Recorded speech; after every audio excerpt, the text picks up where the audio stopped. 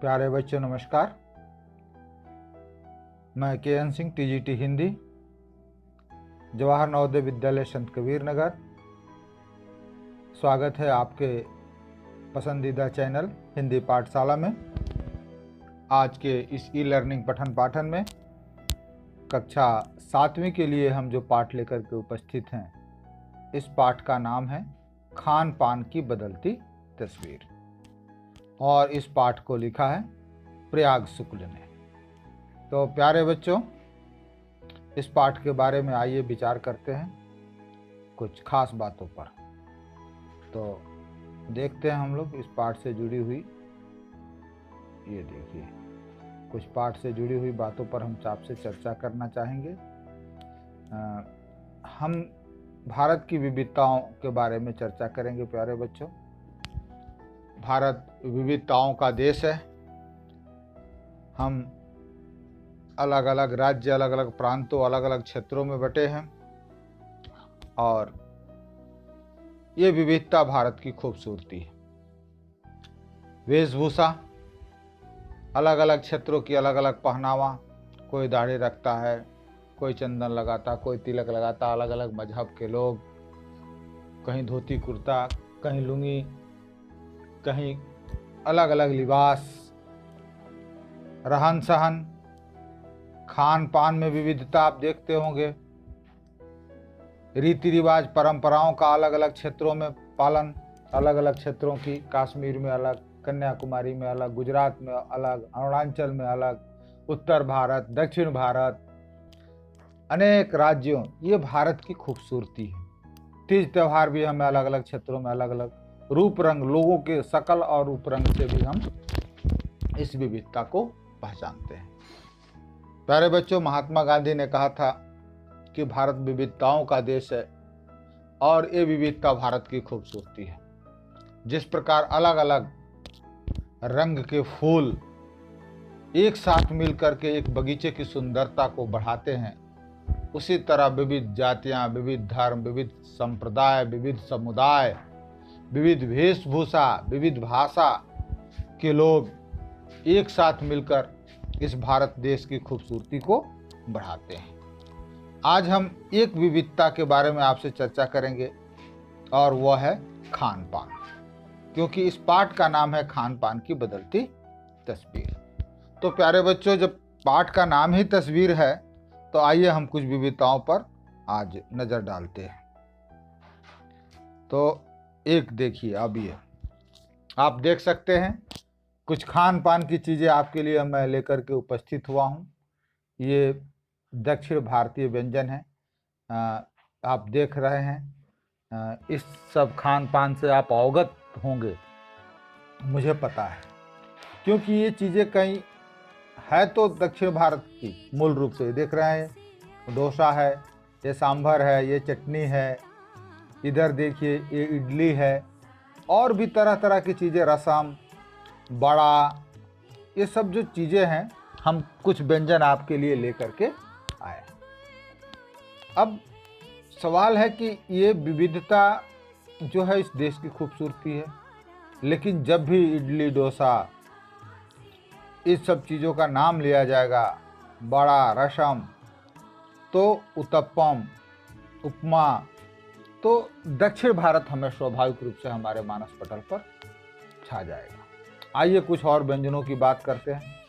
ये देखिए, ये और भी है उत्तर भारत की बहुत सारी चीज़ें तो कॉमन हो गई, लेकिन ये जो लिट्टी चोखा है, ये उत्तर, खास करके उत्तर प्रदेश और बिहार के प्रांतों का ये फेमस है। ये उत्तर भारतीय व्यंजनों में इसका बहुत ही, और ये अपनी स्थानीयता का पहचान लिए। प्यारे बच्चों, आप जानते हैं इन सभी खाद्य पदार्थों को, मैं चाहूँगा कि आप इन सब चीज़ों पर गौर करिए, ठीक, क्योंकि आप हर चीज़ से अवगत हैं। आइए ये देखिए, मक्के दी रोटी और सरसों दी साग। ये देखिए, मक्के की रोटी और सरसों का साग, तंदूरी रोटी और चना मसाला। ये कहाँ का है? ये पंजाब प्रांत का। तो जब भी इस तरह की बातें उठेगी तो तुरंत हमारे मन में पंजाब घूम जाएगा। आइए अब दूसरे, ये देखिए, ये फास्ट फूड, ये कुछ लेकर के मैं आपके लिए आया हूँ। ये देखिए, बर्गर, पिज़्ज़ा, चाउमीन, ऐसे बहुत सारे आजकल आप देख रहे हैं दुकानों पर। मंचूरियन फ्राई, फ्रेंच फ्राई, ये तमाम तरह की जो फास्ट फूड हैं, ये फास्ट फूड आपको देखने को मिलता है, खाने को भी मिल रहा है।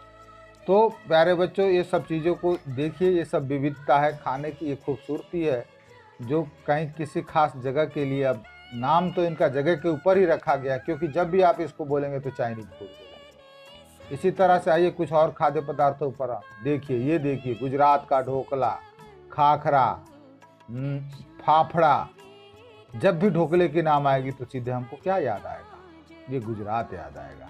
तो प्यारे बच्चों, ये सभी चीज़ें जो है, ये अलग अलग जगहों की, इन सब चीज़ों पर आप गौर करिए। फिर हम पाठ का जो सार तत्व है उसके बारे में आपसे बात करें। मुझे लगता है कि कोई भी बच्चा ऐसा नहीं है जो इन चीज़ों से अवगत ना हो, इन सब चीज़ों के बारे में जानता ना हो, और ज़्यादातर लोग तो इन सब चीज़ों का स्वाद चखे हों। क्योंकि ऐसा नहीं कि ढोकला सिर्फ है तो गुजरात का प्रोडक्ट, लेकिन आजकल इनका विस्तार है भारत के हर कोने में, हर शहर, हर चौराहे पर। फूड तो चाइनीज कहने का है, लेकिन गांव गांव, गली गली के चौराहों पर इसकी दुकानें और ठेले लगनी शुरू हुई। बच्चों, यही है खान पान की बदलती तस्वीर। अब ये आपको ये सब चाइनीज फूड खाने हैं, फास्ट फूड खाने हैं, तो आपको चाइना नहीं जाना पड़ेगा, ये हर जगह उपलब्ध। यही तो बदली है तस्वीर। ढोकला खाना है तो इसके लिए गुजरात नहीं जाना पड़ेगा, लेकिन ढोकला पर गुजरात की मुहर है, गुजरात का छाप है। ये देखिए, कुछ मिठाइयों की बात हो जाए। बंगाल के रसगुल्ले बड़े फेमस, आप जानते हैं। मिठाइयों में बंगाल का रसगुल्ला अपने आप में ही मशहूर है, आप जानते भी हैं। अब बंगाल के रसगुल्ले ऐसा नहीं कि सिर्फ बंगाल में ही मिलेंगे, है तो यहाँ की पहचान। आइए ये देखिए, ये आगरा के पेठे। आगरा के पेठों की इतनी वैरायटी मिलती है खाने को, बहुत सारा सुंदर सुंदर, आप देखिए। तो ऐसा नहीं कि अब ये पेठा सिर्फ आगरा में ही बिकता है, ये हिंदुस्तान के हर शहर, हर नगर, हर गली में इसकी पैकिंग अब पहुंच रही है। ये देखिए, ये है मथुरा का पेड़ा। अब प्यारे बच्चों, ये सारी तस्वीर दिखाने से मेरा एक ही आश्रय है कि ये सभी जो व्यंजन हैं, ये अपनी स्थानीयता को समेटे। और हम पूरे हिंदुस्तान का तो नहीं, हम कुछ गिना चुना चीज़ें लेकर के लाए हैं आपके लिए, मुट्ठी भर। लेकिन बहुत सारे ऐसे व्यंजन हैं जिनका नाम छूट गया, और पाठ जब आप पढ़ेंगे तो उसमें इन व्यंजनों के नाम आएंगे।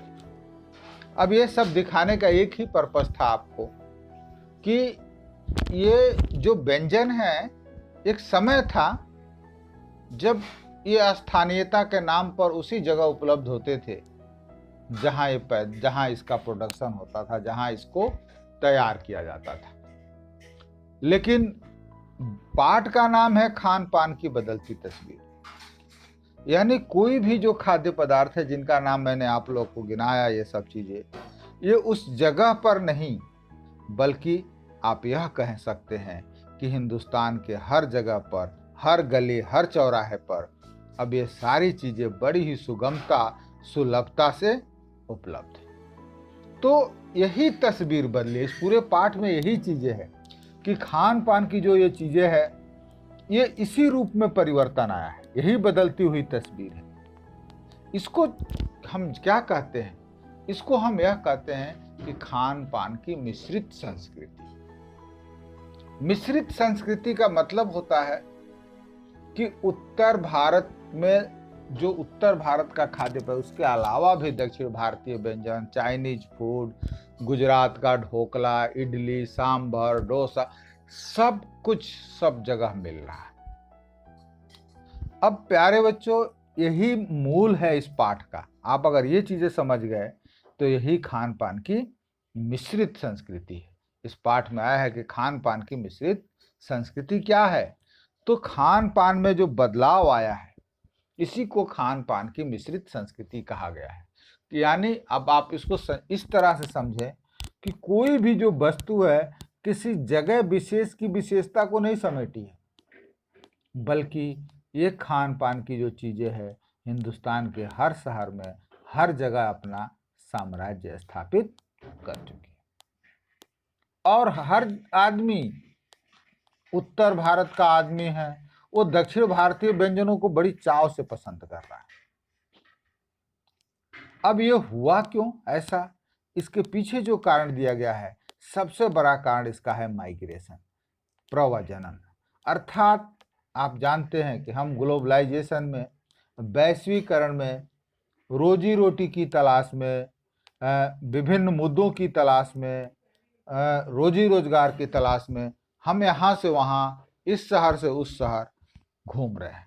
उत्तर भारत का आदमी दक्षिण भारत में आ रहा है, दक्षिण भारत का आदमी उत्तर भारत में जा रहा है। और हम जाते हैं तो सिर्फ अकेले नहीं जाते, बल्कि अपनी खान पान और रहन सहन की संस्कृति को भी लेके जाते। या हम जहाँ रह रहे हैं, मान लीजिए कि हम उत्तर भारत के रहने वाले हैं, हमने 10 बरस दक्षिण भारत में नौकरी की, तो हम वहाँ की चीज़ों से प्रभावित हुए और वो सब चीज़ें सीख करके हम आए, या उसकी फूड हैबिट में हम ढल करके आए, और फिर हम उसका न सिर्फ आदमी का माइग्रेशन होता है, बल्कि उसी तरह से ये सब खान पान का भी माइग्रेशन हुआ है। तो इसका सबसे बड़ा वजह यही है कि खान पान की इस संस्कृति का बदलाव का ये कारण है। प्यारे बच्चों, पूरे पाठ में आपको यही सब चीज़ें मैंने सिर्फ चित्र के माध्यम से आपको प्रस्तुत किया, लेकिन मैं उम्मीद करूंगा कि आप इस पाठ को अच्छे तरीके से समझ पाएंगे। ये सब जो अलग स्थानीय व्यंजन है, उसने जीवन में लोगों पे कैसे बदलाव लाया है। तो आप पाठ जरूर पढ़िएगा, क्योंकि जो बातें मैंने आपको संक्षेप में इसके माध्यम से बताई, यही सब चीज़ें आपके इस पाठ में दी गई। एक छोटा सा वो है, आइए प्रश्न देख लेते हैं। 2-3 प्रश्न हैं इस पाठ में। खान पान की मिश्रित संस्कृति से लेखक का क्या मतलब है? आपको सीधा सा बताया कि कोई भी खान पान के मतलब खाद्य पदार्थ जो है, जो किसी विशिष्ट जगह के नाम से जाना जाता है, अब वह सिर्फ उस विशिष्ट जगह पर न पा करके उसका फैलाव, उसका विस्तार हिंदुस्तान के हर शहर, हर गांव में हो गया है, और हर आदमी हर तरह के खाने को पसंद कर रहा है। इसी बदलाव को खान पान की मिश्रित संस्कृति कहा गया। उदाहरण देकर के इसकी व्याख्या आप कह सकते हैं कि गुजरात का ढोकला न सिर्फ गुजरात में, बल्कि कलकत्ता में भी पसंद किया जाता है। बंगाल की मिठाइयाँ न सिर्फ रसगुल्ले न सिर्फ कलकत्ता और बंगाल में, बल्कि उत्तर भारत, दक्षिण भारत, हर दिशाओं में, हर शहर में आप देखिए कलकत्ता की दुकान के नाम से मिठाइयाँ मिल जाएगी। आगरा का पेठा सिर्फ आगरा में नहीं, बल्कि हिंदुस्तान के हर शहरों में इसको खाने पीने वाले लोग मिल रहे हैं। तो प्यारे बच्चों, ये आपका है, इसका उत्तर आप लिख सकते हैं। दूसरा है, खान पान में बदलाव के कौन से फायदे हैं? अब कोई स्थानीय चीजें जो थी, बदलाव से ये फायदे हुए हैं, फिर भी लेखक इस बदलाव को लेकर के चिंतित क्यों है? एक तो हम किसी जगह विशेष पर जो चीजें पाते थे, उसका विस्तार हुआ है, तो हम फायदा तो यह है कि हम इन सब चीज़ों को जीवन में उतारते जा रहे हैं, तो हमारे खान पान की आदतों में बदलाव आता जा रहा है, और हम इस तरह से ज़्यादा मतलब हमें खाने की चॉइस में ज़्यादा चीज़ें, हमको तरह तरह की चीज़ें मिल रही है, तरह तरह के ऑप्शन मिल रहे हैं। समय की भी बचत हो रही है, क्योंकि बहुत सारा ऐसा फूड हैबिट है जो बहुत कम समय में तैयार हो जाता है। तो ये सभी चीज़ें हैं। लेकिन इस बदलाव को लेकर लेखक इसलिए चिंतित है क्योंकि आजकल आपको बताया गया है कि फास्ट फूड का जो ज़माना है, फास्ट फूड के वजह से जो हमारे शारीरिक रूप से जो चीज़ें नुकसान करती है हमारे शरीर को, तो वो सब चीज़ों को लेकर के लेखक चिंतित है कि खान पान के इन आदतों में बदलाव को हमें पौष्टिक चीज़ों को लेने की ज़रूरत पड़ेगी। खान पान के मामले स्थानीयता का क्या मतलब है? स्थानीयता का मतलब वही चीज़ें है जो जिस जगह की विशिष्ट चीज़ है, जिस नाम से जो है, ढोकला कभी भी गुजरात का ही कहा जाएगा, खाखरा भाखरा ये सब गुजरात का ही कहा जाएगा। जब भी इडली सांभर और डोसा, उत्तपम, उपमा ये सब का नाम आएगा, तो तुरंत हम दक्षिण भारतीय व्यंजन की तरफ, तो यही स्थानीयता की छाप है। जब रसगुल्ले की बात आएगी, सुंदर रसगुल्ले की, तो बंगाल याद आएगा। जब बढ़िया पेड़े की बात आएगी तो आगरा का पेड़ा पेड़ा, मथुरा का पेड़ा। जब पेठे की बात आएगी तो आगरा का पेठा। तो यही स्थानीयता है। तो प्यारे बच्चों, मैं उम्मीद करता हूँ कि आप लोग इस पाठ को समझेंगे। एक बार जरूर पढ़िएगा। थैंक यू, धन्यवाद।